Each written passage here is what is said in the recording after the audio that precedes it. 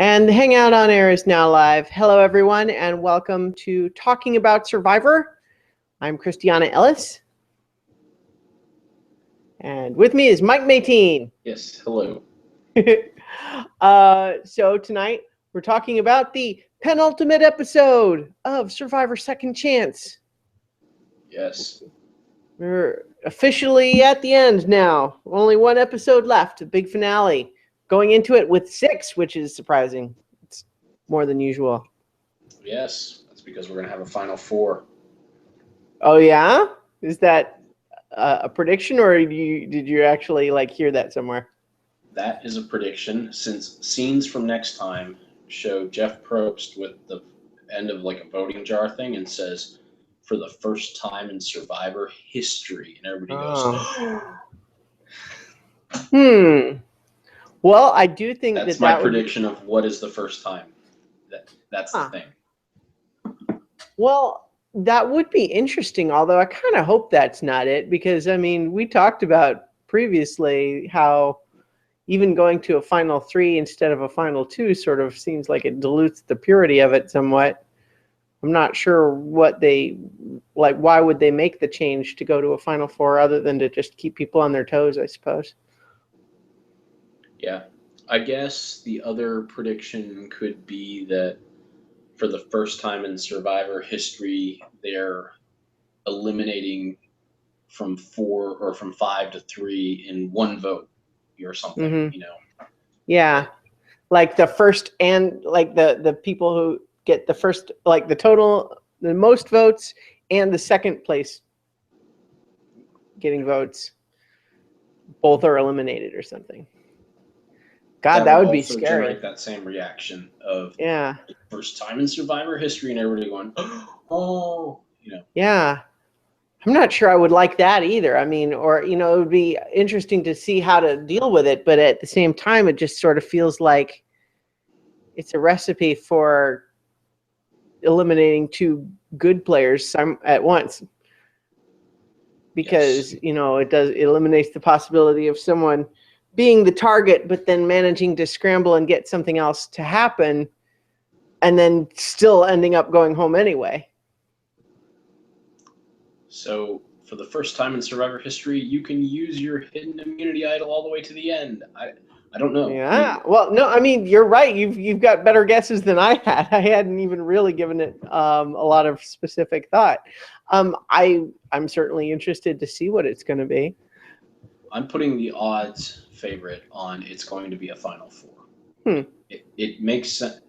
I know I'm going to go out and say I am nearly 100% confident that the line for the first time in Survivor history and the fact that we have so many people going into the final episode are linked in some way. Mm-hmm. And I'm saying the odds on bet is that it is a final 4. That makes the the smoothest sense, even if we don't like it. That would make sense with the way they like to structure episodes and also be a first time in Survivor history. So that's the odds-on favorite for me. But I'm going to say I am almost 100% sure that line is related to the reason that we have so many people going in. And that will somehow resolve how we get from 6 to whatever we get to. Yeah, that does seem likely. I definitely agree there. I don't know. Who knows? We'll have to wait a week to find out, I suppose. Yep. But in any case, in this episode, we have Abby going home, which, she certainly provided the recipe for some interesting drama this season. I wasn't really sorry to see her go at this point, since we're coming down to the wire. And of the people that I'm a fan of going into the end, she wasn't really high on that list. So, but at the same time, there was definitely some interesting stuff going on with why she was chosen to be voted out, because there was some lobbying of we want to get to the end with people who deserve to be there, right? And I think that argument won over, maybe not just because it's a good argument, but also because there's a lot of people left here that are going to be on that jury, and if that wind is going towards we think there should be good people left, Mm-hmm. and I'm knocking them off to be at the end with not so good players, that may not endear me to them. Mm-hmm. You know? Yeah, I wonder if that was really the reasoning. I mean, that was obviously the pitch, ultimately, but I wonder if that was really like the decision makers here. Was that why, or was that really the sanitized argument, right? Because there's a number of different factors at play. There's Jeremy's and Spencer's desire to avoid the possibility of an all-female alliance, right? Mm-hmm. And that's why I think, Jeremy was so keen to switch to anyone but Keith, right? Keith is initially the target, but it's like, well, okay, well, what about Tasha? What about Abby? And he's kind of all on board with just like, well, hey, let's do, get rid of one of them. But then when it comes down to who is it actually going to be, it becomes a question of either one of those are fine, but who am I working with directly? Which one do they want? Right. Yeah. And then, of course, one wild card vote that makes no sense for any reason. Namely, Abby voting for Keith for, yeah, inexplicable. Now, so because I was that curious, I listened to one of her interviews coming back where she was asked that question directly. And she had some sort of a half-baked explanation of it was about wanting to support the All-Girls Alliance, except that just makes no sense because if the other girls weren't doing that. Yeah. So I think what it came down to ultimately, there might have been a little bit of a lingering annoyance of, not liking Keith. But then it could also have really just been she wasn't feeling sufficiently respected, so she decided to mix it up. Yeah, that worked. Yeah. I mean, not that her voting for Tasha would have made the difference, but it wouldn't at least have been according to the plan. Right. But imagine if Spencer had agreed to go to Tasha, Mm-hmm. and there were 3 votes Tasha, 3 votes Abby, and 1 vote Keith, she would have felt really idiotic. Mm-hmm. And maybe there was never a way that it was set up. Maybe she was convinced that Spencer wasn't doing that, but it seems that Keith and Kelly still felt like that was what was going on. Mm-hmm. Otherwise, they would have just voted. If they knew and they were like, well, we got no shot, we just might as well vote for Abby. Yeah. I mean, there's a number of things going on there with all the different motivations, but the episode certainly framed it as ultimately kind of Spencer's decision of which alliance he was going with. And I don't blame him for a second for not going with the alliance that required him to count on Abby's vote. Right. Yeah. So, which, turns out that if he had gone that way, it would have been complicated. Yeah, because it would have put it in a tie. Uh-huh. And not only that, but it would have revealed to the others what he was doing. Yep. Yeah. So, in any case, yes, wise move by Spencer. Yeah. Yeah. So let's jump back to the beginning of the episode. Everyone seems rather relieved to have Joe gone. The only exception really being Keith, who just kind of is not so much sad to see Joe gone as much as feeling like, why was he left out of the loop if that was the plan? Yeah. And that's not good for him if people are not telling him about these things. Yep. That changes, though. Not the telling him about things, but the feeling good about Joe being gone. Yeah, well, it's funny because it was like we talked about last time. There really was kind of this dilemma of whichever one you pick, you have the other threat still to deal with.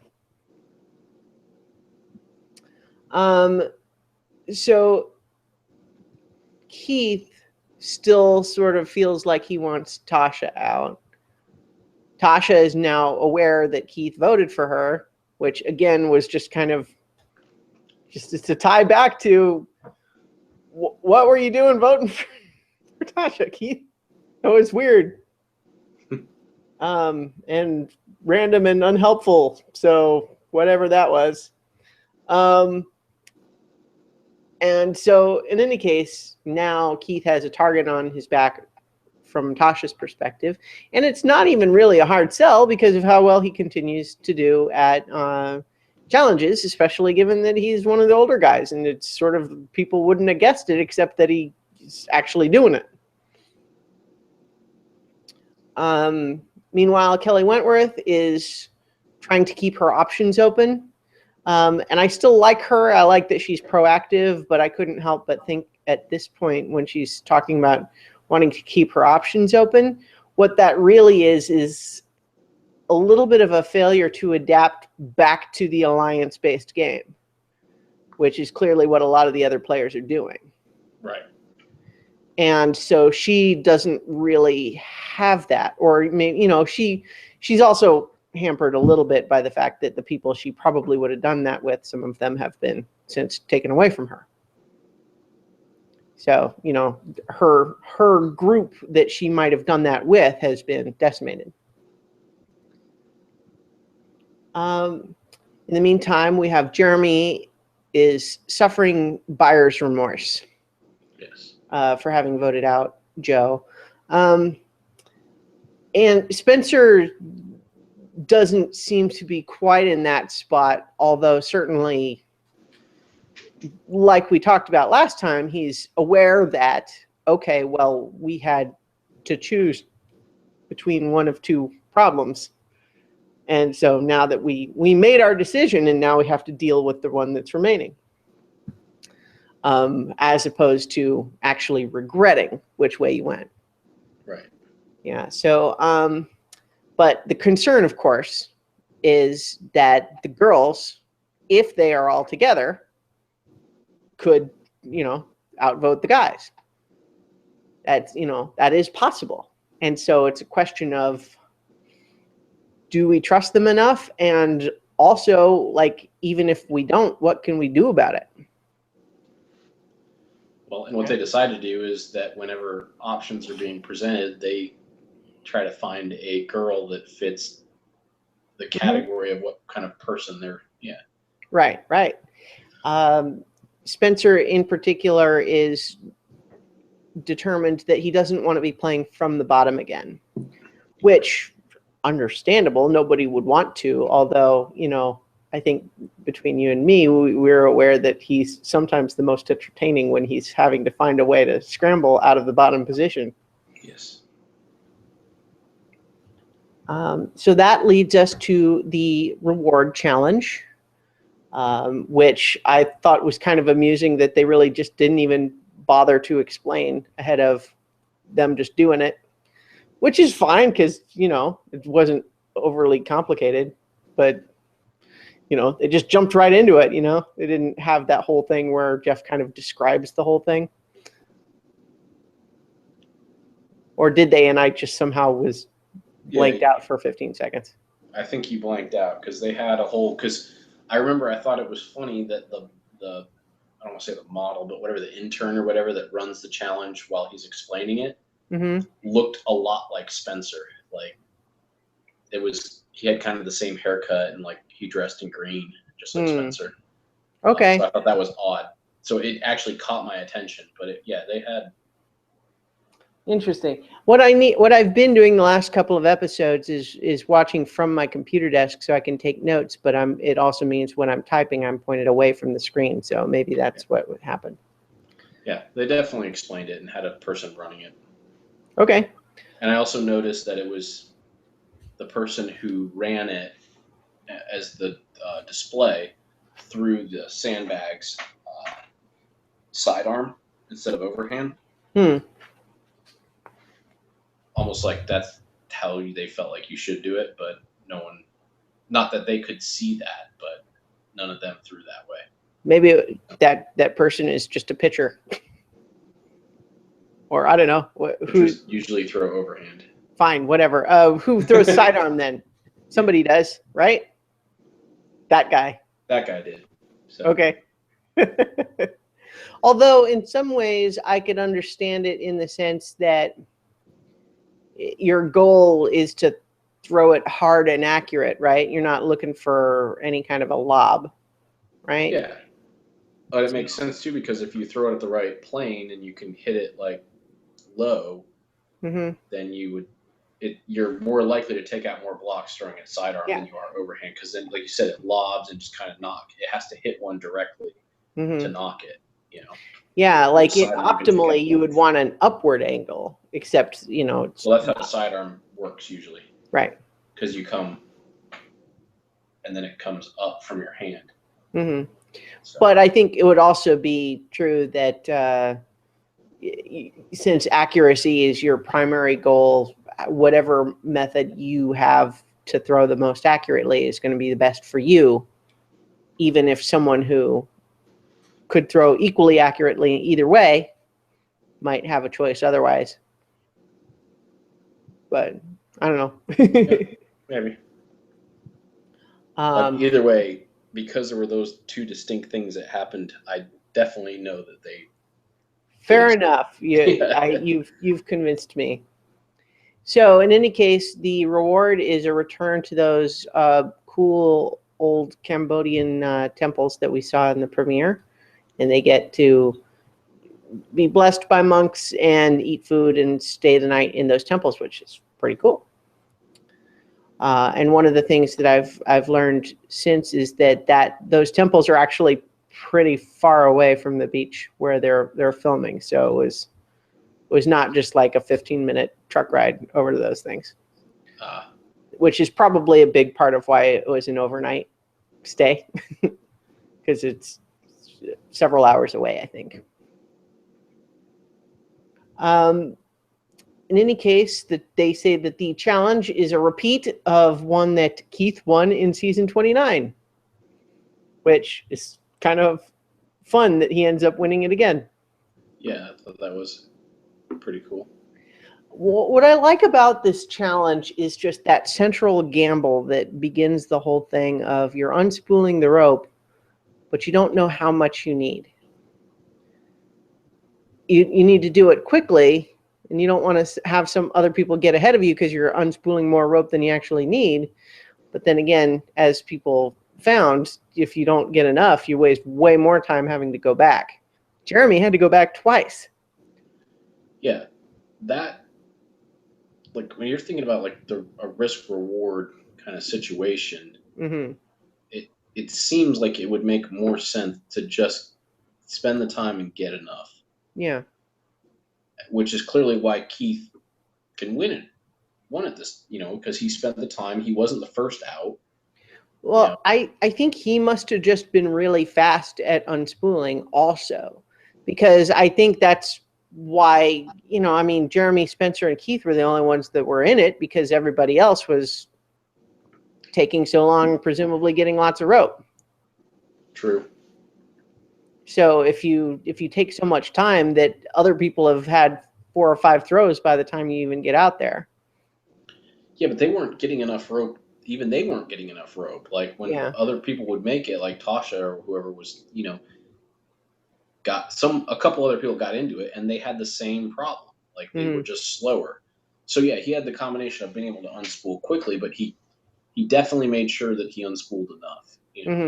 So. Well, and it could just be that partly because he had done it before, he knew how much rope he needed. Right. Or knew that it makes sense to not necessarily be the first out. You can be third out of the gate as long as you have enough rope and, so. So in any case, Jeremy has no excuse for having to go back a second time. That I think, that's on him. It's one thing to say you don't know to begin with. You have to gamble, but for him coming out once and then having a big tangle and then undoing that and then still having to go back a second time, that just feels like poor planning on his part. Yeah, I mean, the only reason I give him a little bit of slack on that is because he could have reasonably believed that he had enough rope, and if only for the tangle, he would not have been held short. Mm-hmm. You could say that might have been because he was going back to go unspool more, and then realized he had this huge knot, and saying, well, if I just untie that, then I can get out there. Mm-hmm. Because it seemed like a big enough knot to have held him as much as it did. Yeah. And it did seem like a lot of rope in that knot. Yes. So you could give him that if you wanted to give him an excuse. You said there was no excuse. That is the excuse, is that he looked at that and said, "Now, you know what? Now this is undone. I can get out there." Well, and you could actually also say too that he had enough rope to pick up the sandbag if it was right there at the base of his thing. But when he threw it too hard and it landed several feet beyond, that's when he needed to go back a second time. Yes. Another thing that I don't think it went over in the rules and I was curious about is whether you could run past where the sandbags are and check your rope. I'm assuming you couldn't, or I feel like somebody would have done that. Like when you first got out there, like just run to the thing and see if you got enough. Well, but why would that be better than just going ahead and having your first couple of throws first? Because you could just do that quickly. That would take less time than throwing it. If you just ran straight through and you ran to where the thing was and you realized you were stuck, come back, maybe throw them if you want, or maybe just run back and go get more rope. I don't know. Maybe you're right. Yeah, you're probably right. Yeah. I'm just thinking that like you go ahead and you make however many throws you can make right away. Because like, what if you actually just somehow managed to hit him just right and knocked almost all of them off in your first throw? Yeah, you're right. You're right. Yeah, because you could do that. So no, yeah. Even if you were allowed to, you're right. It's still the better strategy to. So in any case, though, Keith wins again, which is kind of fun. Yep. However, when it comes to the part where he gets to pick people to go with him, he's less impressive in that phase of the reward challenge. I loved it. I was entertained, no question. And in fact, I actually also think Tasha was a little bit too hard on him in her complaints about him blanking on her name, because it's not that he doesn't know her name. He just spaced on it because he's exhausted.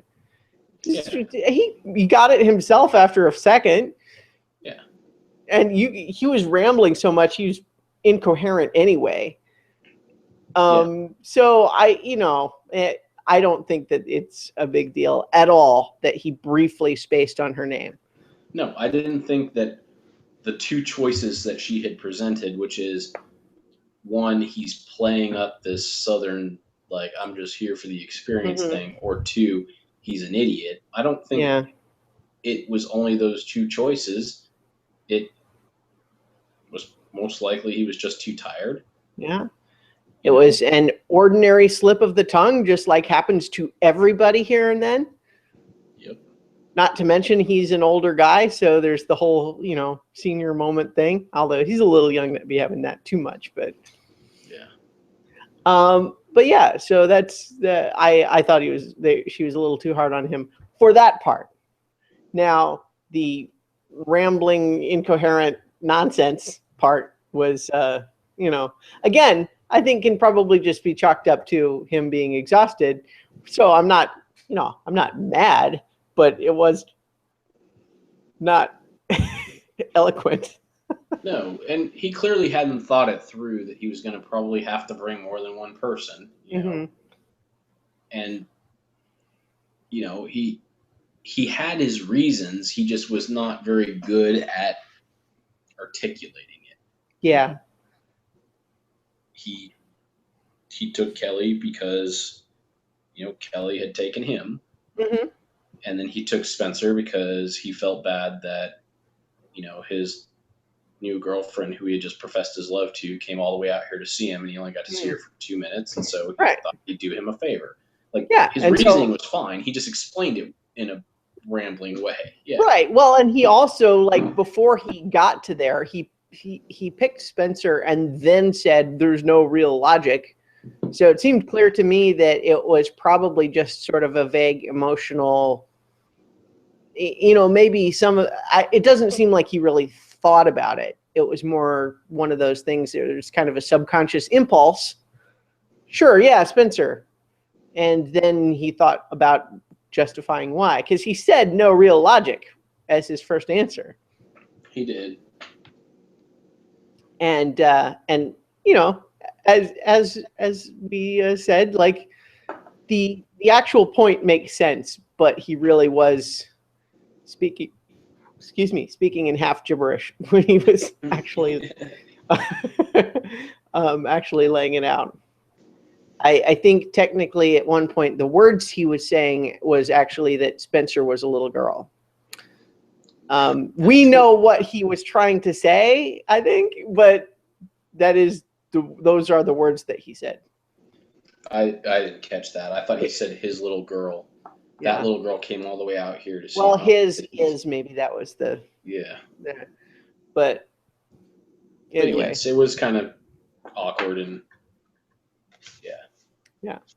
Well, so sorry. You could give him maybe a little more credit.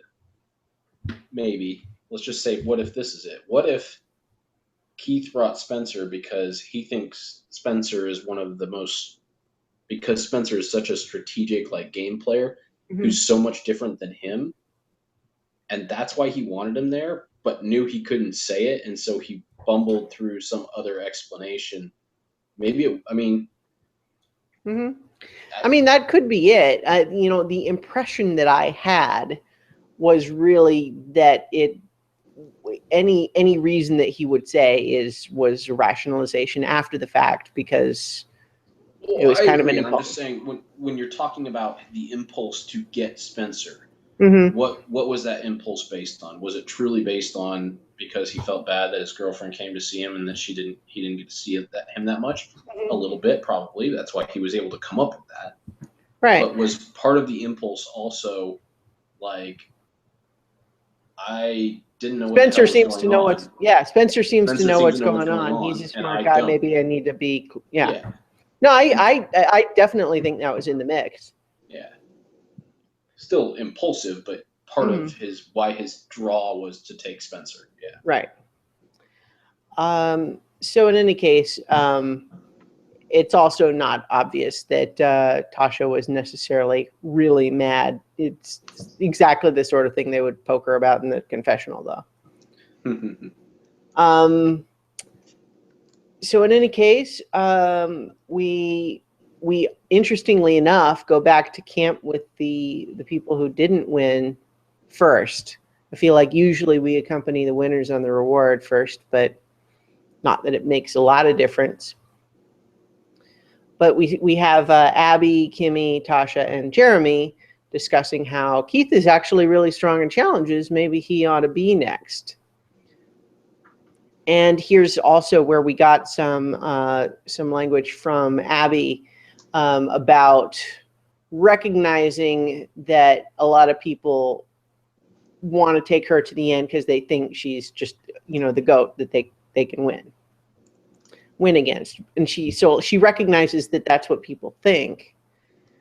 And it seems like she doesn't necessarily have a plan exactly, but she does plan, I think, to like her argument for herself is that, okay, everybody sees me as a villain, but what I'm doing is I'm manipulating things. I'm keeping things from settling into a something that's not in my favor.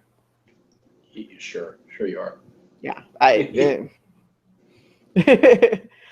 you know, and to some extent, I mean, you know, you have to at least give some credit in the sense that, you know, someone who makes it to the end, like that's, you know, that's not nothing, because there are plenty of other people that didn't make it that far, right?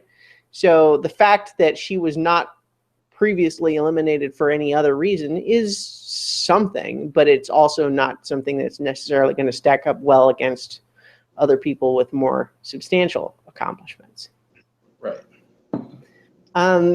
Which I think is a part of why they got rid of her. You know, it's we don't even want her to sit at the end based on the other kind of people that we have here. And you can't trust her. I mean, that's obviously a part of it, but I think part of it was that, you know? Yeah, I wonder. I mean, I know that that's what they said, but I feel like my gut is telling me that it's a little bit more just that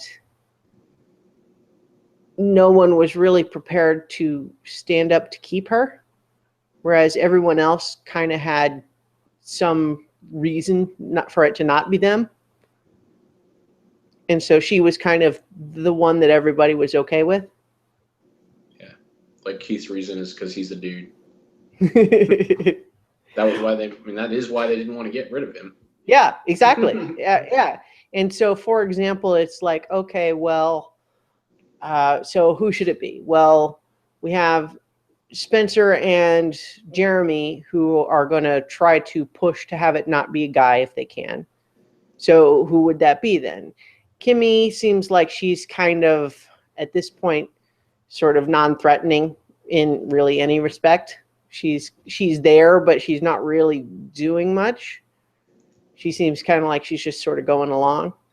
Tasha is certainly a player, but then there's also people who want to keep Tasha because they like her. And also I'm sure there's a little bit of the not wanting to vote her out right after everything that happened at the immunity challenge. You know, there's something to that, I think.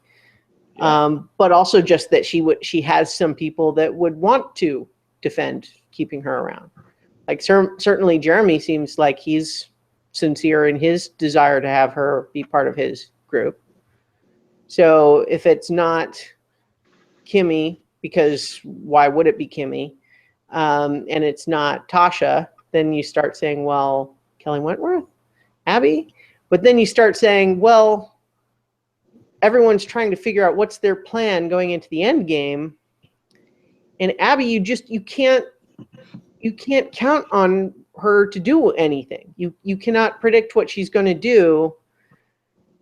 So you can't really factor her into any plan, because you never know when you might just say something that sets her off and now she flips to the other side for, you know, with no notice.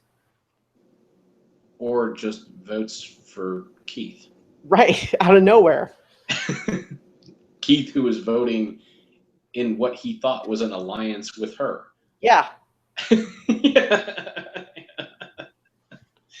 That's the reason you don't want her around. Yeah. Exactly. And I think that I feel like that's was more of a factor than the you know, she doesn't deserve to be here part. It's certainly what resonates with me more. So I feel like if I was there in the game, that's the argument that would sell me on it more than the deserving part. Because I feel like the deserving is not arbitrary. That's not what I mean. It's subjective, right? It's like who gets to decide who's deserving and who's not, right? That's not a decision that players ought to be making before the final vote in the final tribal council, in my opinion. You know what I mean? It's like if you're talking about actually playing the game well, I don't see how you should get any points at the end for bringing people who deserve to be there. I mean, people who do that have often been considered having made the biggest blunders in the game. You know, like that was the whole thing with Wu, right? Yeah. Yeah, but it's not that specific like with Wu at this point. It's basically saying, yeah, do we want to carry on and compete and actually compete with each other? Do we just want to keep dragging somebody who's unreliable around with the off chance that you're the one who gets to drag her into the end? Like, there would be some resentment, I think. And this is a different season than a lot of those too, because remember, these are all hardcore players. So I don't know if they would consider that a blunder in this game. If you were the one that managed to get there with Abby, yeah, you're probably going to be okay. But you're risking a ton, and you're risking a lot both ways. You're risking having to trust her to vote with you, and you're risking people saying, you know what, just because you got lucky and she's the one that you managed to be the one that she didn't freak out on at the end, like that's not. Well, I feel like there's two reasons that really resonate with me as like good reasons to get rid of her. She's unpredictable, so you can't count on her. So you don't want to have a plan that requires her participation because you can't depend on it. And two, you just don't want her there because she creates awkwardness at camp and it's uncomfortable. You just don't want to deal with her. Yeah, like when you have to ask permission to like go have a conversation because you're so scared to hurt her feelings. Well, and here's the thing too, though, that I couldn't help but think when, you know, I guess we're really there in the episode anyway, right? Is just there is no benefit to asking that question because it's not going to be okay. I just mean it's like it's kind of like saying if you ask someone's permission to vote for them, you know what I mean? It's like what are they going to say? Yeah. It's like, here, we want to go have a private conversation that doesn't include you. Why would we possibly want to do that? It's because we're going to talk about things that we don't want you to know about. Do we have your permission to do that? Like, and so she's not going to pick a fight about it right then and there, but I just mean, like, I don't see what the benefit is in calling her attention to it. Yeah. But at the same time, if you just get up and go walk away, it's worse for you. It's also true that she has a history of just following people and just showing up in the middle of the conversation too. So if at least you sort of get the buy-in that you're going to go have this conversation, then at least you have some assurance that she's not going to just walk up behind you. But I just, you know, in terms of trying to be mindful of her feelings and everything, I feel like you just have to find a way to not have her be there when you have the conversation or not do it, because I sort of just feel like it's there's no good answer to that question of, is it okay if we do that? Yeah. But so in any case, it's I guess we weren't quite there yet. But so certainly jump back to our chronological description. We had Abby with the perception that she's a villain again. And it's interesting to have her say this while still in the game. And because one of the things that she said a lot in like her Ponderosa video and this interview that I mentioned is that she feels like she didn't get a real fair second chance because it was like she was typecast as the villain. And so just no one was going to let her be anything other than that, which I feel bad that that's how she sees it, because she doesn't seem to have like the awareness to understand how she's contributing to that continued impression. Right. You know, it's She's a little not bit very self-aware. It's like we talked about at the beginning of the season when she was causing so much drama.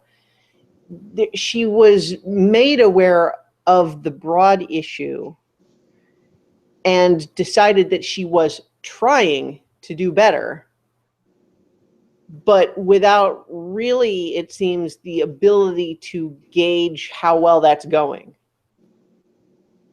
So just the fact that she's making an effort and it didn't work means that no one was really giving her a chance. Right.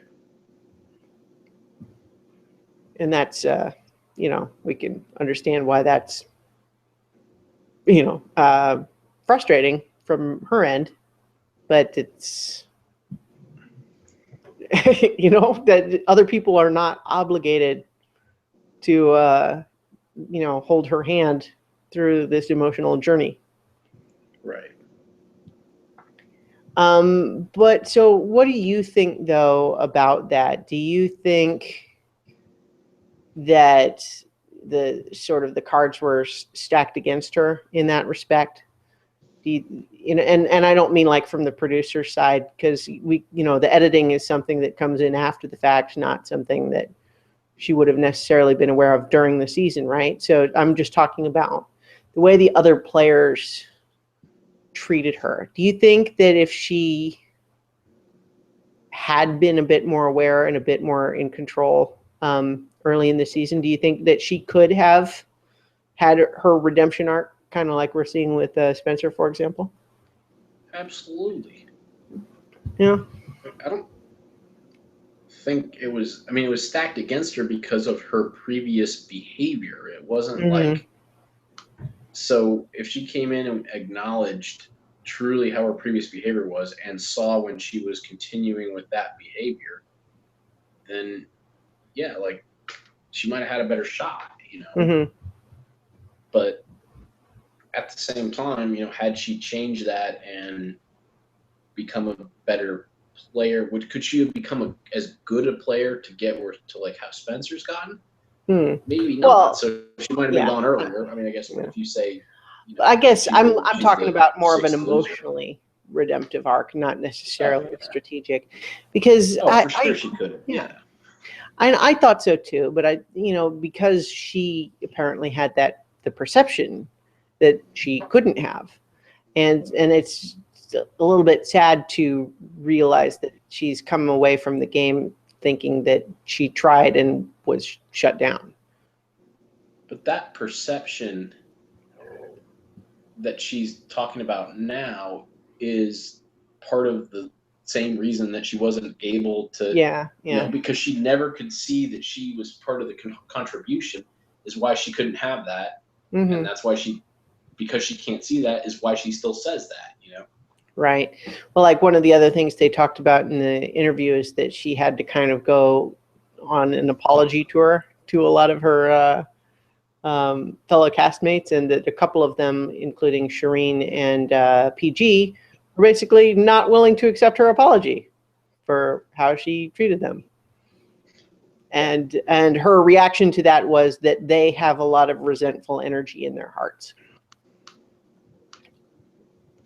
Yes, that's what it is. Yeah, they were not willing to give you the pat on the back confirmation that you are a good person after all. You know?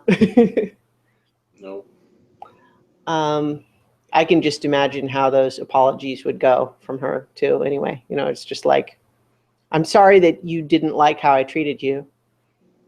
You know, I'm sorry that you were too sensitive for me being so honest with you. That sort of thing. Yep. Anyway, though, Keith, at this point, is also aware of and concerned by the possibility of an all-girls alliance. So he's thinking about that too. Even though, you know, he's obviously, you know, this is even separate from the context of him potentially being the target. Tasha in the... Oh, you know what? I said Keith in this note. It's actually Jeremy is who I was talking about when I wrote this. I'm not sure why I wrote Keith.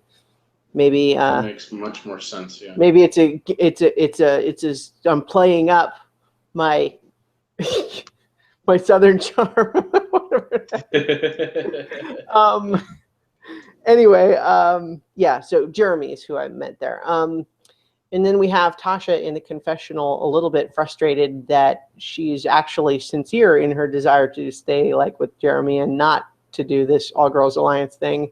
And she's feeling a little bit frustrated that it's like, I get why he's suspicious, except that I know that I'm actually not with them. So I wish I could convince him, because him being so suspicious of me is honestly making me actually think about the other option. Well, it's clear that All Girls Alliance didn't really get off the ground, because Tasha's still saying she's with them. You know, Kelly is over on the reward, keeping her options open by working with two guys. Yeah. And Kimmy, who was the one that proposed it, didn't seem in anything that we saw especially interested in continuing to try to move that forward. Right. So it's kind of, I think what that means is that certainly in hindsight, Jeremy and Spencer made the right decision by eliminating Joe last time, because the phantom threat of the all-girl alliance is kind of disintegrated in the light of day. Yes. So over on the reward, we get all three people talking about how cool the reward is, but of course it's Spencer who can hit all the talking points about the show's themes of returning after however many days to these temples, and thinking about the changes that we've gone through over this grand adventure, that sort of thing. And again, I'm not trying to. This is a little bit like last week. This is not to criticize Spencer in any way or imply that it's not sincere, as much as I think that he is very aware of what the producers are looking for in these types of confessionals. And he is good at saying those things. Yes. It's part of why he is getting so much screen time this season. Because he is good at saying the things that the editors want to. It's like, well, we need someone to kind of introduce us to going into the temple segment. And you got to hit those second chance themes. On the whole, though, I mean, just looking back at the season, I think it's been kind of incredible how well they have managed to incorporate the whole second chance motif into everything. Yeah. They've done a good job with it. Mm-hmm. Even with their silly, like, one that's coming up here, the puzzle is getting its second chance. Yeah, that one was a little goofy. Yeah. Spencer blasted that right out of the way. I know, that was hilarious. Probst was in the middle of saying, like, the thing about this puzzle is that it might get solved. So, oh, wait, he did it. Spencer wins, I guess. It seems rare that Probst is like literally so unprepared for it to be over that he's in the middle of a sentence just trying to explain what's happening. But in any case, I don't want to skip over the nice shot of the solemn ceremony where the monks are blessing them, and we have Keith and Kelly Wentworth kind of doing that whole thing of like, I'm very reverent, but how long are we doing this? They're still going, okay, yeah, being polite. I thought that was amusing just because, at the same time, it's like as awe-inspiring as the temple is, as exciting as the reward is, like when there's something like that, like you can't understand the words he's saying, how long is this ceremony? What are we doing here? Like, even if you're very inspired and excited by the prospect or the idea of it, at a certain point, it's kind of like, how long is this going on? You don't have your expectation calibrated. and it's distracting, I think is how I would have felt about it. Yeah.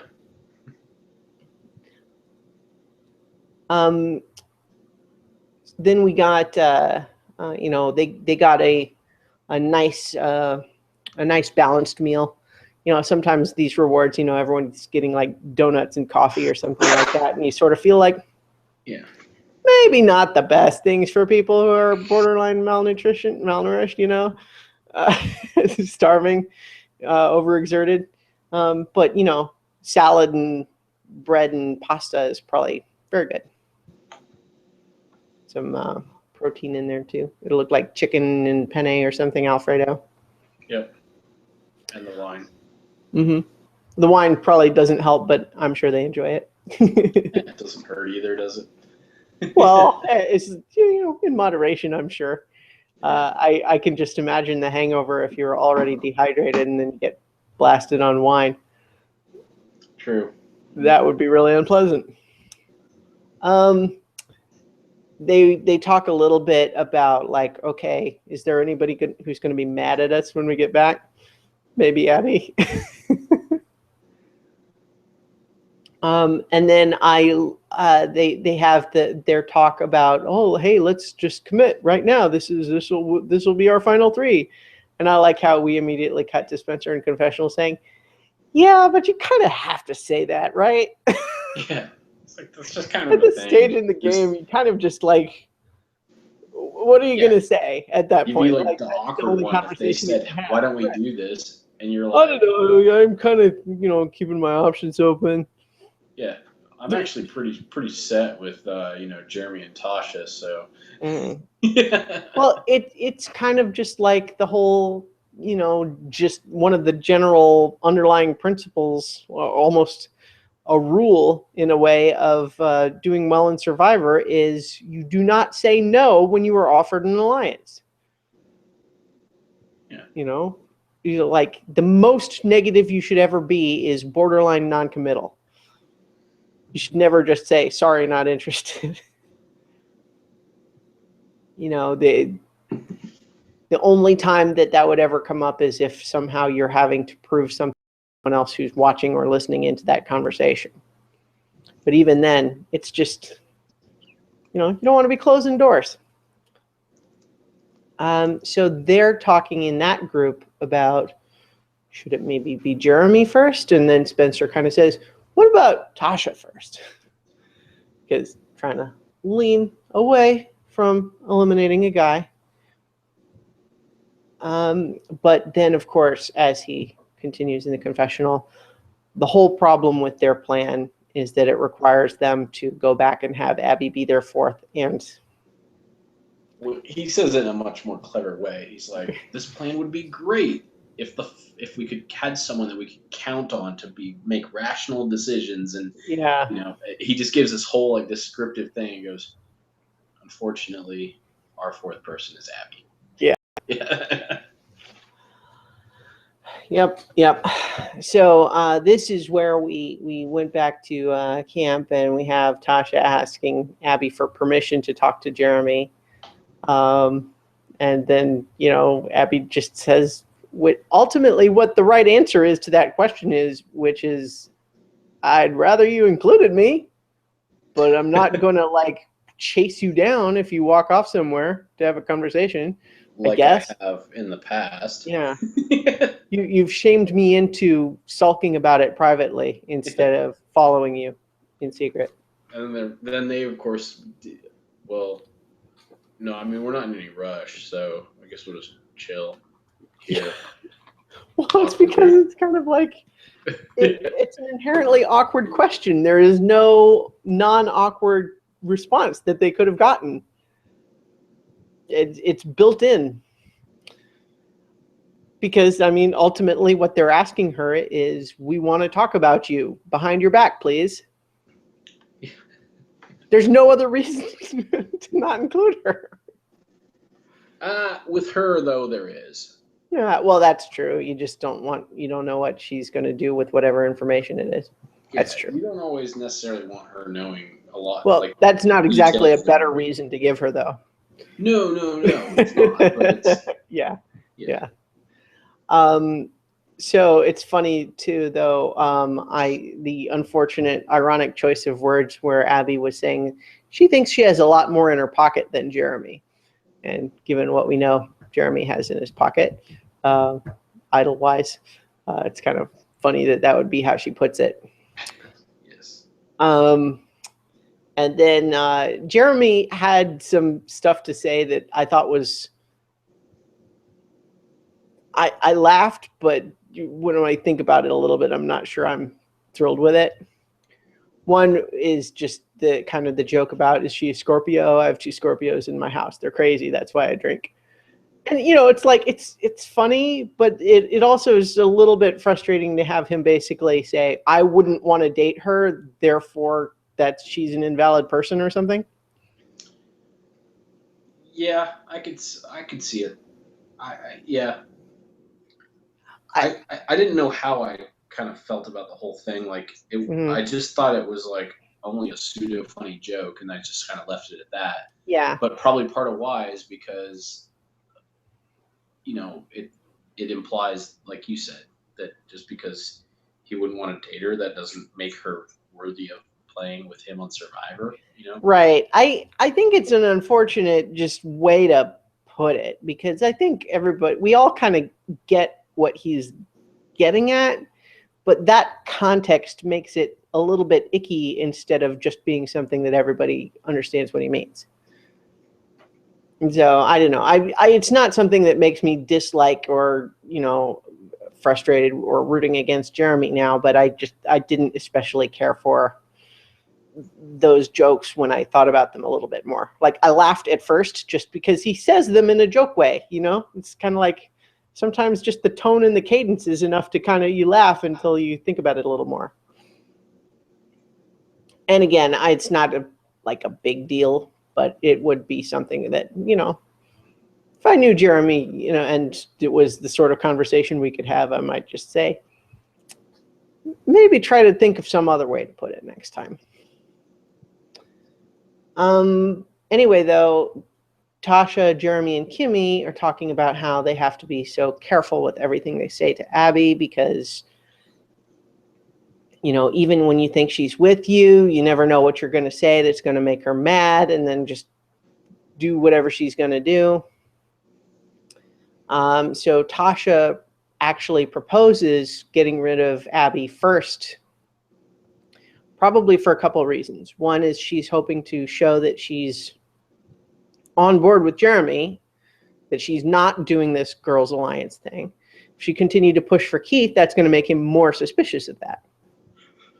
So there's probably that element too. But then there's also just the exact reason that she listed, which is she's just this time bomb waiting to go off if we keep her around. No matter what place you have for her in your plan, she's going to find some way to blow it up.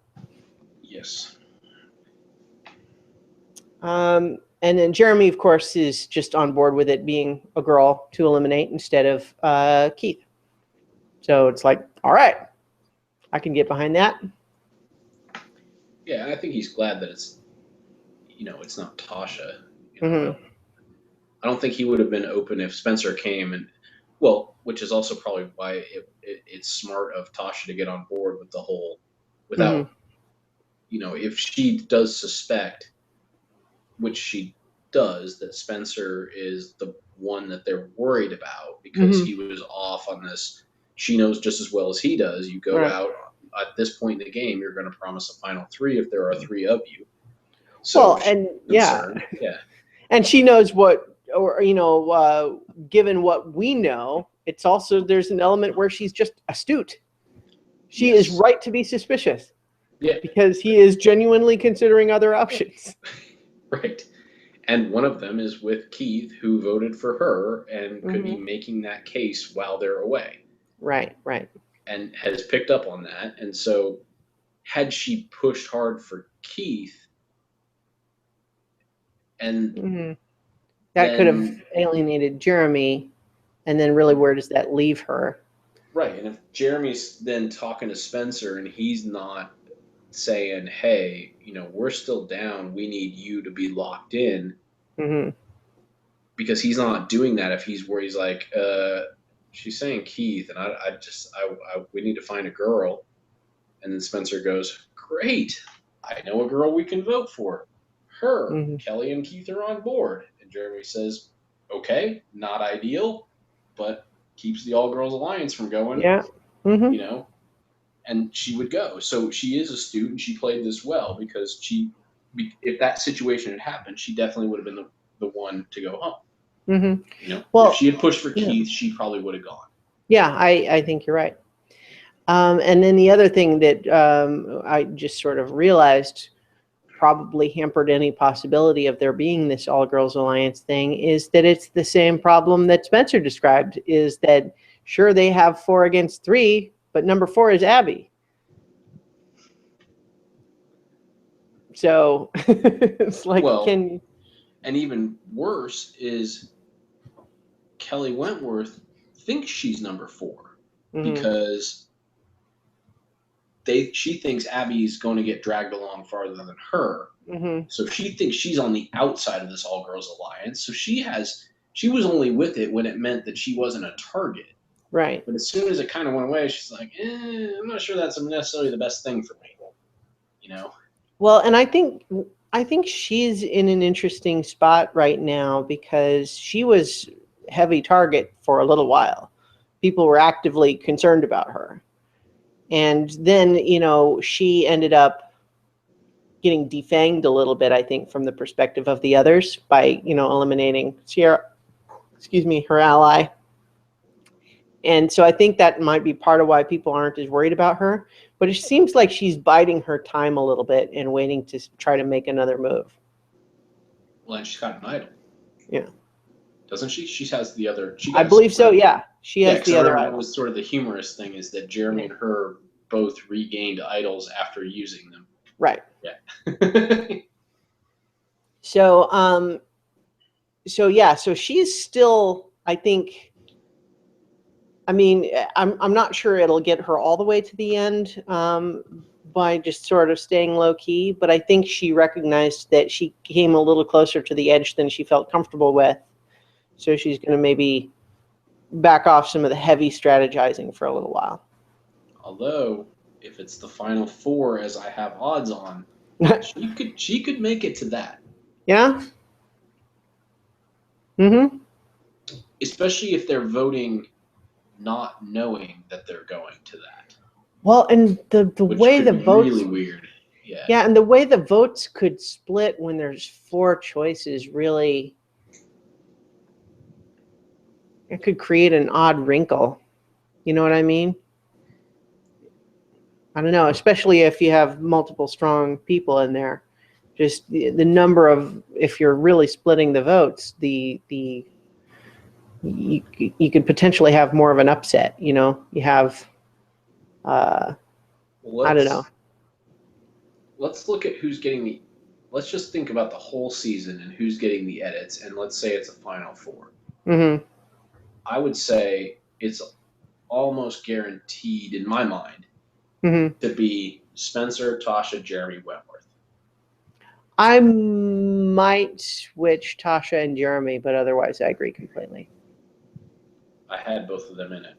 No, I thought you were ranking as well. Oh, no, I'm saying that would be the final 4. That Oh, no, I agree. Yes. That it's Keith and Kimmy will be the ones that go before. I thought you were also saying 1, 2, 3, 4 in terms of who would get. Oh, no. 1, 2, 3, 4, if nothing gets, as you described, wonky, then the votes or who the preference would be, I would say Spencer, Jeremy, Tasha, Wentworth. Is that how I said it also? Or is that how you had, in that order, you had Jeremy and Tasha flipped. You said Spencer, Tasha, Jeremy, Wentworth. Yeah, that was when I was just naming the 4 that have the edits that would put them into the finals. I agree. I think they definitely have the strongest edits right now. They're who I think are the best players of the remaining. Because they're the best players. They're getting the best edits. They're getting the redemptive edits. So you can see that going in, Spencer, and he did this and that, and then Jeremy came in with his wife, and now he's doing this, and Tasha was also on that losing tribe, and now she's here, and Yeah. Wentworth was handcuffed by her father, and now is I mean, they've got those edits, whereas Keith is really basically playing the same game, just more astutely, and it's not truly redemptive. He just kind of gets what he's supposed to be doing now, and so he's just a little bit better at it. Yeah.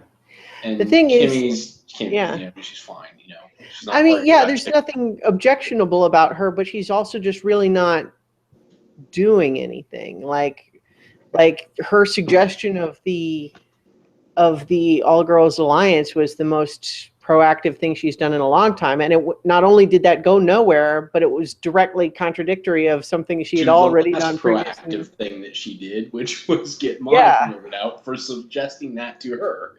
So Monica didn't make it to the jury, so that wouldn't likely come up.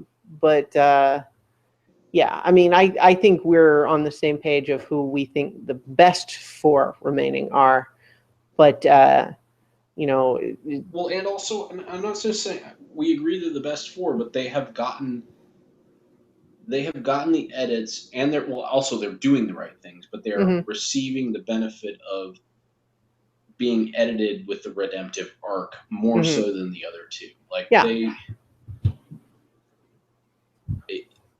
it won't disappoint me if that's what ends up happening. It would be weird to have a final 4. I'd like to see how that goes in a tribal and a vote, but I wonder if part of the reason it's more people, I mean, maybe they're going to do the final 4 thing that you're talking about, but I wonder if it's also just that's the odds on favor.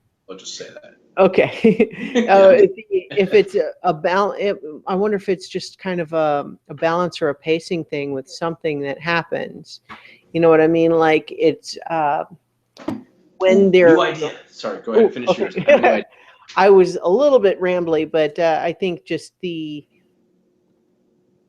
I wonder if something unusual happens in terms of who gets voted out and when, and there's an element of wanting to devote more screen time to something that happens earlier and then brushing a little more quickly past something later. That might be why they have so many people left because, I'm sure playing the game, it didn't necessarily happen in an unusual way, right? And it could be more that it's how they're splitting it into the final episodes. But anyway, what was your new idea?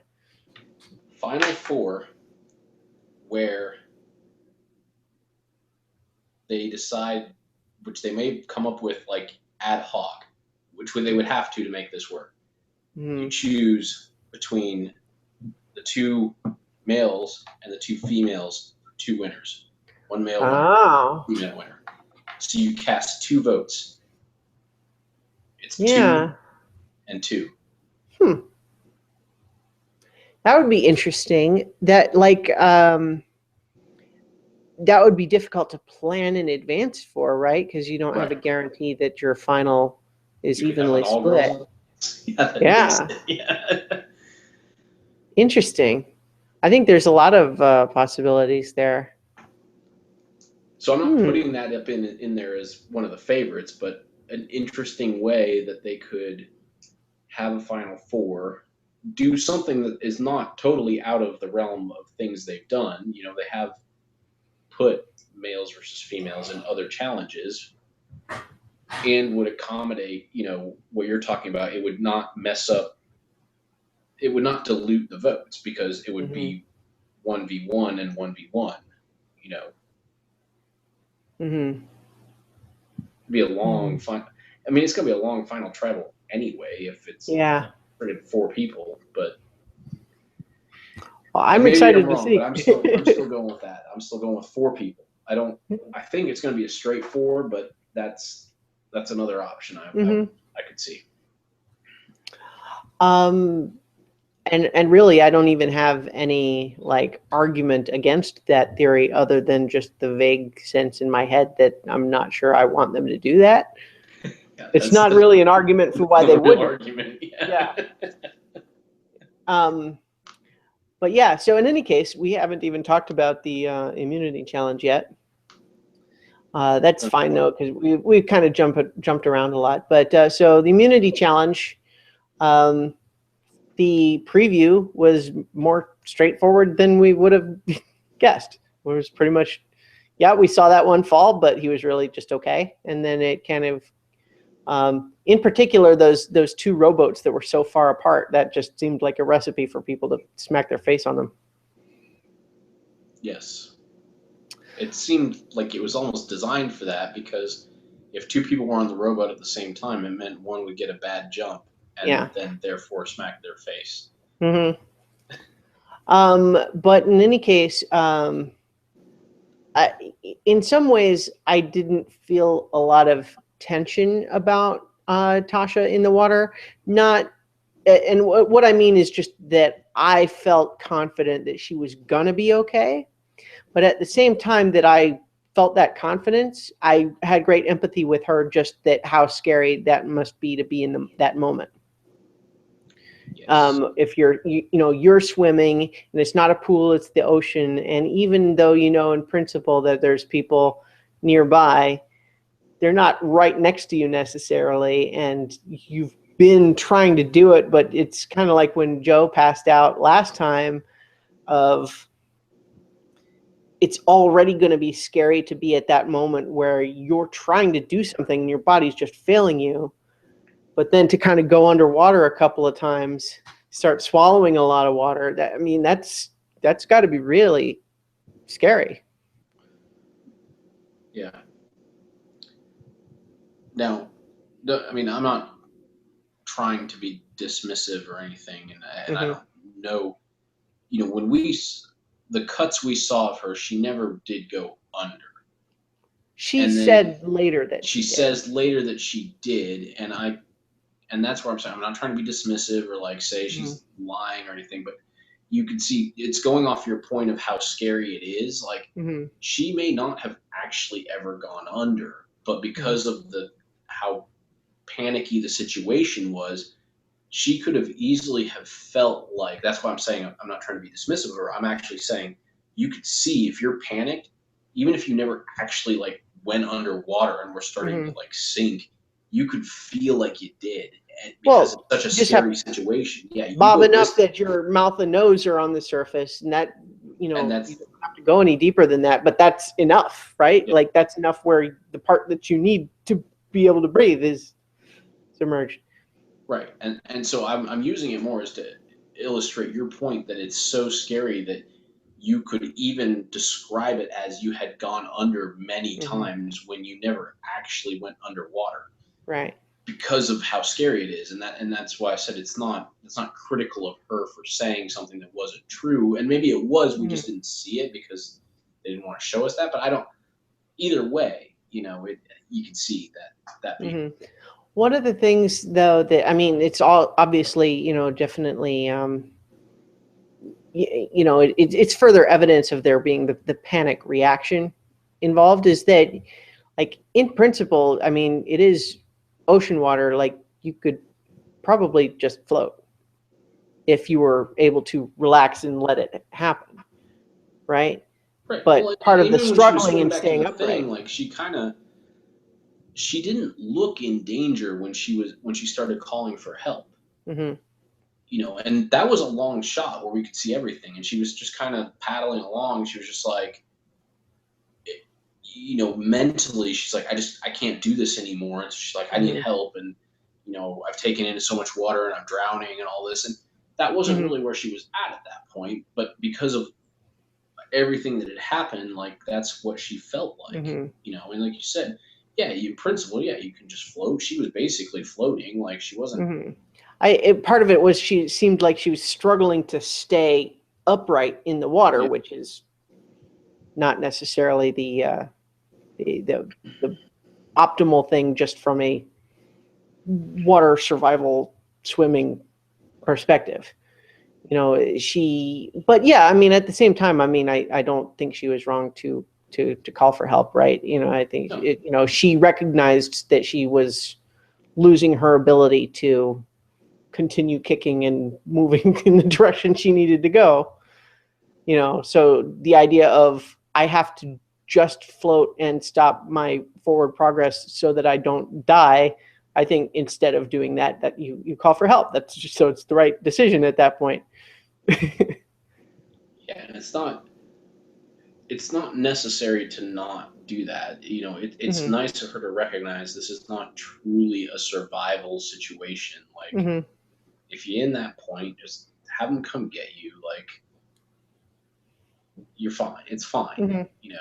Yeah, it's just one of those unfortunate. It's like Joe passing out last time, right? It's a combination of something that you mostly feel like you've got a handle on. Certainly in normal situations, you would feel like you could manage it easily, but you combine that with the exhaustion that they're feeling and the adrenaline of the competition too. It's recipe for this sort of thing. Yep. It's almost a little surprising it doesn't happen more in these water challenges. I think it's happening more this season because people are pushing themselves a little bit harder. Like, and so they are. They had a rough go of it with all the rain too. I think that probably depleted a lot of people. They were very depleted there. You have a lot of people who aren't willing to just give up, and I think that's more of what we might have seen. Yeah, that's true too. Past water challenges, someone just starts kind of half-assing it. Yeah, they kind of just start dog pedaling way before they get to the point where they literally can't kick their legs anymore. Right. Or in that kind of one, instead of continuing to fight with the key, we've seen that before where someone realizes they're out of it and they just kind of, hug onto the buoy. Yeah. And just kind of bob there until the challenge is over and then they go back, and that Natasha didn't do that. She kept trying to get the key and have waves hit her and, Yeah. So in any case, it was kind of nice to see the camaraderie of everybody, genuinely concerned for her and trying to make her feel better when she came out. I was a little bit unclear on the whole thing with the Cambridge firefighter shirt. I mean, I know that would be something Jeremy might have had, but I wasn't sure. It's Jeremy's shirt, yeah. Right. So, but I just wasn't sure, like the thing where like they had three of them like holding it up, like it had some special specific meaning in that moment. No, they were just, Jeremy and Keith were just trying to shield her from the sun. Okay. Yeah. See, it was Jeremy's shirt that he wore to the challenge. Yeah. So I make it more symbolic than it really was. Yeah, that's what I was kind of just not getting. I was like, it's just like, okay, they're all being nice, which is good, and he has that shirt, but is there supposed to be some other level that I'm missing? Okay, sounds like no. Yeah, it was literally just the shirt Jeremy wore to the challenge. When they got there and Tasha was sitting down exhausted, he and Keith held it over her head to protect her from the sun while she was recovering. That's all it was. Yeah. So coming out of the challenge, we have Tasha reflecting, still pretty convinced that Abby's who needs to go. We have Keith, Wentworth, and Spencer bringing in Abby to talk about the possibility of that plan. And she says she's cool and with them, but her reaction does not inspire a lot of confidence. I just mean, I can imagine being Spencer and just sitting there and watching her say, "Oh yeah, I'm into that." And you're just like, "But are you? Are you though? Yeah. Really?" It's not clear to me you're the one that we're not positive on, and we need you, and you're not really making us feel good about this. Yeah. And turns out that was the right way to think about it. Meanwhile, Abby is thinking about who she wants to have at the end with her, which may be part of what ended up her voting for Keith, is as though somehow she could make the all-girl alliance thing happen just by deciding to do that without needing the other girls to actually vote with her. Apparently. No. Maybe she thought that somehow there was something that was going to happen where like the votes were split. I don't know. But at the same time, one of the other things that she said is that she was completely surprised. She really didn't see this coming. Which is odd. I mean, one of the things she said in the Ponderosa is that, or maybe it was in her final words, where she was essentially saying, like, for the first time that she thought she was actually safe, that's when they voted her out. She'd been paranoid all along. God. And then when she finally thought she was safe, that's when she actually got voted out. I wonder if there is actually a little bit of a accurate but miscalibrated sensor going on there. You know what I mean? It's like her response to the feedback she was getting was the opposite of what it ought to be, but it was picking up on the signals that should have told her what to do. True. Although it's also true that there were a couple of times where she was concerned and was right to be, even at the time. You know, even though she didn't get voted out those times, there were times where she was pretty sure they were going to vote for her, and then people did. But so in any case, though, we have, we have that side of it, and then we have Jeremy and Tasha talking to Spencer, and then here's where they're pitching getting rid of Abby and then Keith in order to honor the game, to have the people at the end, the more deserving, and like that argument. And I wonder if some of it was me projecting what I think Spencer would think about that. But again, I sort of just feel like I'm not sure that would be a persuasive argument to me. On the one hand, you could argue, like, who do you want to have here that you're going to be playing with on a level of who do you think you can work with, who do you think you can tolerate and deal with, versus the idea of somehow we want to keep someone in because they deserve to be there more.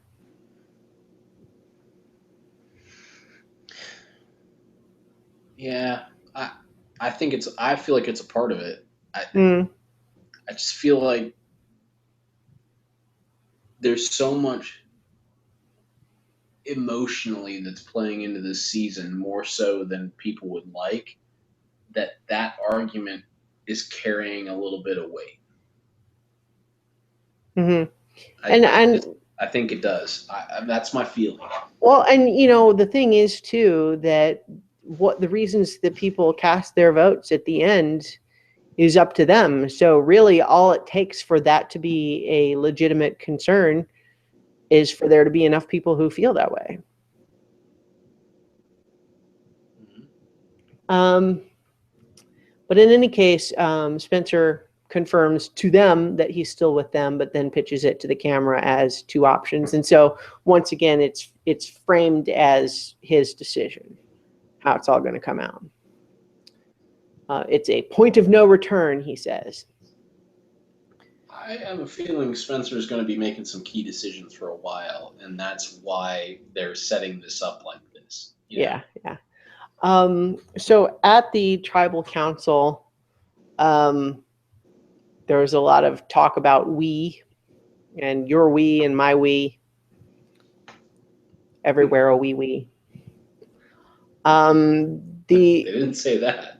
No. It was actually one of a little bit of a non sequitur, I thought, from Probst, where Kimmy was talking about idols, and it seemed like she was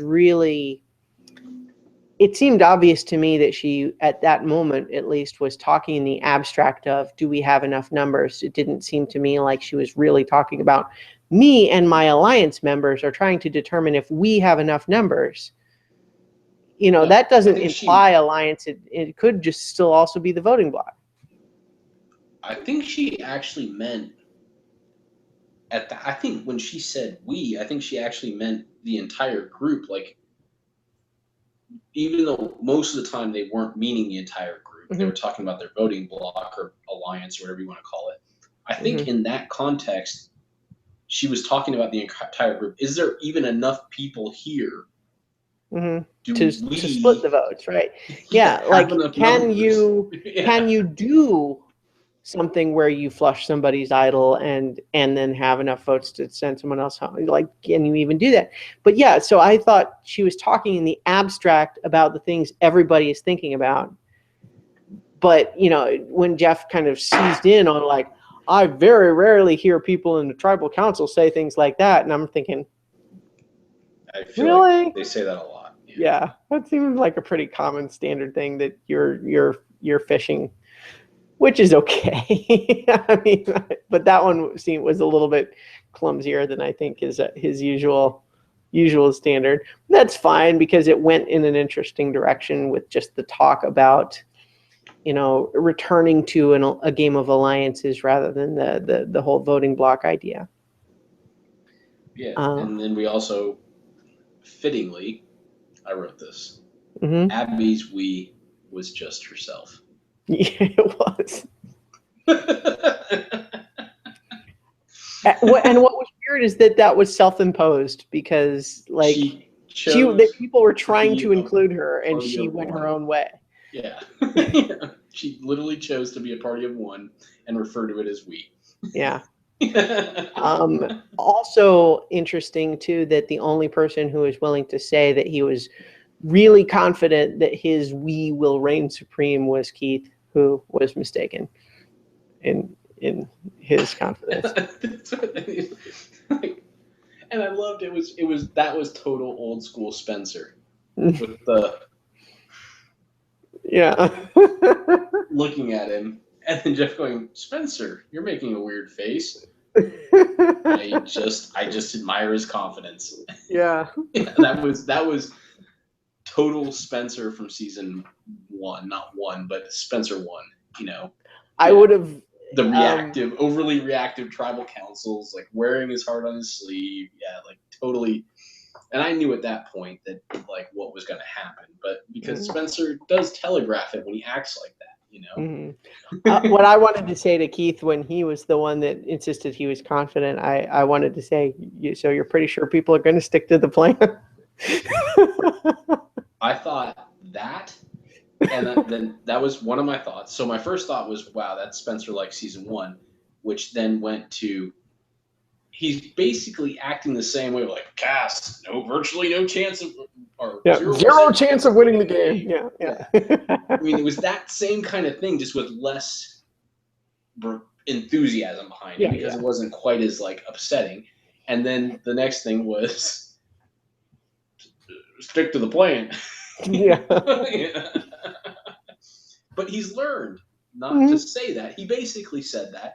So Spencer and Keith, again, Survivor, strips you down, gets you, you know, you're getting down to your base instincts. And of course they're acting like they used to act because they're hungry and they're tired and they're 4 or 5 days in. Yeah. So Spencer's going to start acting like that again, and Keith's going to start acting. And they both tempered it a little bit. So as much as I'm joking about it, I actually respect both of them for Keith basically said the same thing, but not in a way that was so like detrimental. Not that he was in danger of mixing something up the same way, but he didn't say stick to the plan. Right, right. You know, he solely said it was the same. Yeah. Well, I'm confident. I'm inclined right now to certainly give people a lot of benefit of the doubt when saying silly things because I'll confess that in my notes, I was briefly confused enough to say, as they're getting ready to vote, that I think Keith is going based on the episode edit. And then it was only when they were reading the votes that I was reminding, like, wait, when did they stop talking about Keith? I don't remember. Yeah, so I got really confused and turned around in the tribal council with this one. They literally talked about Keith like in the when they got back from the reward, and there were like 4 of them grumpy there, and they were like, right. They definitely had switched over, and I knew that really because other notes above that were on the right page, but just I had that thought going into the votes that I think I was just stuck on him being the one that was so confident. But in any case, nobody plays their idols. We have 2 votes for Tasha from Keith and Kelly, planning their plan that was supposed to include Spencer and Abby, so they went along with that. Yeah. 3 votes for Abby, and then Abby's, or 4 total votes for Abby, and Abby's own random vote for Keith, which, even once I heard her explain it, it makes no sense. Her explanation not only sounds implausible, but also doesn't make sense anyway. Yep. Yeah. So I think, as we kind of talked about, her sort of perception that she can make things happen just by wanting them to happen, and also her desire to not have other people tell her what to do, I think is probably what led to all that. But it really doesn't seem like a rational decision based on a solid strategy. Again, it's just kind of like, even if it's just so unclear what she thought was going to happen with that vote. She was going to cause chaos. Yeah, I guess. Well, and maybe that's what it was about, is that she was just so fixed, or maybe part of what it was is that she just never got let in on the idea that people stopped talking about Keith, and she just assumed that it was between Keith and Tasha. Oh, I see what you're saying. Yeah. I was going to say, she obviously did, because Kelly and, you know what? I think you got it right. So Kelly, Keith, and Spencer approach her about voting for Tasha. Yeah. And she says, yeah, I'm on board with that. But nobody ever tells her that it's not that the other side is voting for her. Right. So she's like, well, I'm not going to vote for Tasha. I'm going to mess this up for those people. Yeah. I don't like Keith. So why would I vote with Keith against Tasha? And it makes sense to tie that to the all girls thing Keith. too, is that she wants to keep that possible by getting a guy out. So, okay, I guess so she, again, even in explaining herself, didn't explain it well, but I think that makes the most sense. Yes. Is that obviously no one told her that they were going to target her. Right. So she thought that the she two did groups not were elect to go with she decided she was not going to go with Keith, Kelly, and Spencer's idea. Yeah. And was going to go with what she thought was the other idea, which was Keith. Yeah. And was just totally left. That, I'll give her that. That makes sense for where she would have been, how she would have been communicated to, and why. Mm-hmm. That makes sense, because there had been discussion earlier about getting rid of Keith. Yes, and if Spencer had been totally on board with that with the Tasha thing, we've seen him. He would be wrapping up that Abby thing, And honestly, maybe he did. Maybe he went to her and was like, hey, I'm really thinking this way. Like, where are you at? And he couldn't get her to come in. It was like, yeah, fuck this, And we just never saw that because it wouldn't have made any sense. Or maybe he just decided this is what he wanted to do. But either way, no one would have ever come to her and said, well, if you don't vote for Tasha, it's going to be you. Right. Yeah. So it was just one of those rare cases where all the other times where she was so sure that it was her when it really wasn't. But the time that it was, they successfully camouflaged it well enough. And that would make sense why she was so sure, because she was sitting there convinced that it was Keith or Tasha. Right. And that everyone was going one versus or the other. And she was choosing one of the two options. Yeah. And felt confident in that. Yeah. Yeah, that makes sense. Yeah, we'll give her a little credit on her way out. So. Yeah. She maintained her composure well enough to be a good sport, telling people, good luck, well played. It seems like she's bitter about it after the fact, but at least she didn't, blow up and yell at people or something on her way out. Right. So for her redemption, what she did was she did curb. Yeah. There was some improvement. Yes, there was definite improvement. Like the flare-ups were there. Mm-hmm. And honestly, like the one with PG was really the one that was like back to what she was like. But after that was gone, she would have those moments where she was still acting like that, but she wouldn't ever take it over the top. Yeah.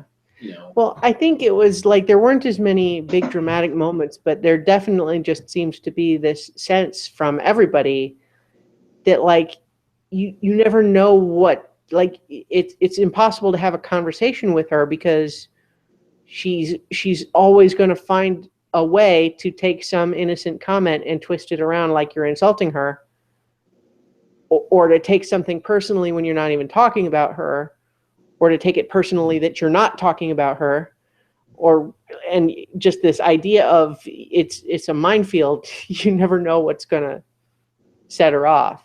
And even if it wasn't the same big blow-ups, it did seem like there was this ongoing tension about it, where like even if you're not actively arguing with her, you still don't know how to talk to her. Yep. Yeah. So in any case, I'm glad to have someone that is not one of the players I'm rooting for, be taken out, so that we can go into the finale with as many players that I like as possible. Yep. Which is pretty good. And even with Keith still in there, even with Kimmy still in there, there's no one left that I don't like. There's like Keith and Kimmy. I'm not rooting for them. I don't think they're especially great players, but I don't dislike them. Yep. I'm not mad that they're there. Yeah, I agree with that too. Like, if for some reason Keith won the game, I wouldn't be upset. I agree, only in the context that I think him finding a way to make that happen would earn enough respect. Yeah. Yeah. Yeah. So that wasn't exactly how I meant it, but yeah. Yeah. I was basically trying to say that, yeah, if any one of them managed to orchestrate it to where they could win the game from this point on, Mm-hmm. I'm fine with any of these 6 winning. Yeah. If they can make it work. Right. But I think you and I are agreed, odds-on favorites, definitely Spencer at this point. Yeah. Because he's not even in a position where people are talking about him right now. Like, not for a couple weeks now. Right. And the other people that seem like they would be the most direct threats to him are only mildly suspicious that he might not be with them, which he has not actually taken any moves against them yet. So they're not looking to get him out. And he has better relationships because of his time, on the bottom, with a lot of the people who are currently on the jury than the person who would be the next odd favorite, which would be Jeremy. Yeah. Savage is more likely to vote for Spencer. I could see Cass voting for Spencer and just saying, you know what, because he mended that relationship with her. And she could say, you know what, I respect that. Like, we were at odds and we left as friends, and he's in that position. Good for him. I could see that. Like, Sierra's looking for gamers. He's more evident a gamer than Jeremy. Not that Jeremy didn't play a great game, but Spencer just wears that badge a little bit better. Yeah. So now you're starting to you start to click down. You're starting to put a lot of people in Spencer's corner. Yeah. I think Joe's going to vote for him over Jeremy. Yeah, I think if Spencer makes it to the final, then he wins. I think he does, and he wins. I just, no matter how many are in there. Oh, well, I agree. I still think that's the most likely outcome. I'm just trying to think how, if it were to be anyone but him, how would that happen? And I think that it would have to be by eliminating him before the final. But right now, it's not obvious that anyone's even really trying to do that. Right, and that's what makes him the biggest odds-on favorite, is that I don't feel like anyone's going to go into the next votes, whether he wins immunity or not. I think he also has a shot at winning some of these now that they got rid of Joe. Yeah, he won this one. He won this one, right? Yeah. And Keith's going to continue to be a tough guy to battle. But and you want to say Jeremy, but Jeremy honestly sucks at challenges. Jeremy does not win a lot of challenges. He seems like an athletic guy, but he just does not habitually do very well.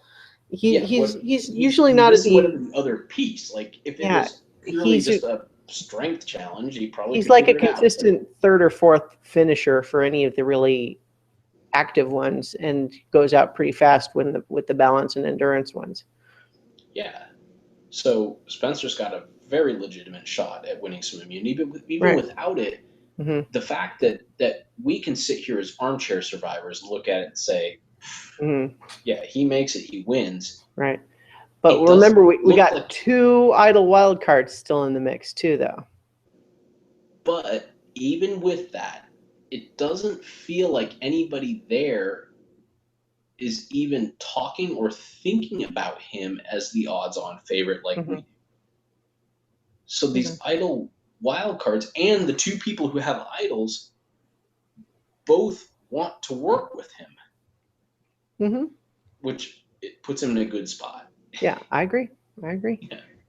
So this has been a long episode for a regular 1 hour episode, but it's because this has been a great season. We're coming up on the end. So we're handicapping the finale. So next week be the big finale and reunion show, and we'll have to see how they plan to go into their finale with 6 instead of 5. Yep, and you have disrupt everything. Final 4. I've made my 4 and my winner. That's what I'm riding with. All right. I don't really have any argument against your suggestions. I think I'm kind of right there with you. Actually, the only thing I'm thinking of with the Final 4 is that I think ultimately Spencer does not want to go to the Final 4 with Jeremy, Wentworth, and Tasha. I think he would rather have Keith in there somewhere. He may not have a choice about it. Right. He may not have a choice. Like Keith may, or not Keith, whoever else he might want to vote. Well, he's got Kimmy's in there too, yeah. And so we don't.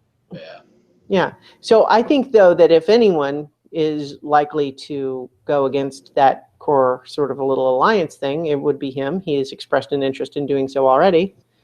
And if he feels like he's got a better shot at winning going to the end with Kimmy and Keith, then I think that's what he's going to choose to do.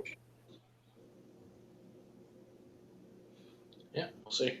Yeah, we'll see. All right. So thank you, everybody, for watching and or listening. And we'll be back next week for the Survivor Second Chance finale. Yay.